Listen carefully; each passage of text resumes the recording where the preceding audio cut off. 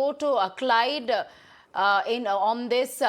Clyde Crasto, this is the latest development that we are picking up. Satish Ukey, who had filed a case against Fadnavis in the past, has been booked under the stringent Mcoca for alleged land forgery. How do you look at this? Because Ukey's side is calling this nothing but political vendetta and witch hunt. You have to remember one thing, that we have a law and justice system in our country, and nobody is above the law. If somebody has done anything wrong, then the law should take its course and the justice system should give the actual punishment or whatever is required. But at the same time, if there is some question being raised by the people from Ukey's side, and if this is politically motivated, then I think it is very wrong. That is something that the law and the judiciary should decide. But at the same time, if there's a forgery matter or any of that kind of thing that is there, the law should take its course. Right, Clyde. Also, Mcoca is something that's usually linked to terrorist activity, usually for crimes like contract killings, extortion and so on. In this case, of course, the police has spoken about an alleged land forgery for which he was already booked for cheating, forgery, fraud and so on. Now a sudden Mcoca being invoked there. So therefore a lot of questions being raised as far as the timing is concerned, and the fact that this is a man who has who had been vocal against the BJP, against Prime Minister Modi, against Devendra Fadnavis and so on. So therefore a lot of question mark on whether this is just revenge politics.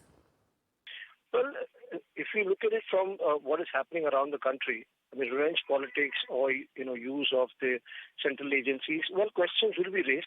These things will come up. But if he has done anything wrong, then the law should take its course in the right way. I mean, not just because somebody is upset with somebody. So I think we should leave it to the law and judiciary, and I'm still having faith in the judiciary because we still have the judicial system that is doing a good job in our country. And I'm sure they will come up with the right reasons why he's been put or why he should not be put into jail. All right, thank you, Clyde. Let's also go across to Shaina, NC of the BJP. Shaina, Satish Ukey, who had filed case against Fadnavis before the Election Commission, has now been booked under the stringent Mcoca for alleged land forgery. Many are calling this political vendetta and witch hunt because Mcoca is usually linked to serious crimes such as contract killings, extortion, smuggling and so on. So a lot of questions being raised on Mcoca being invoked.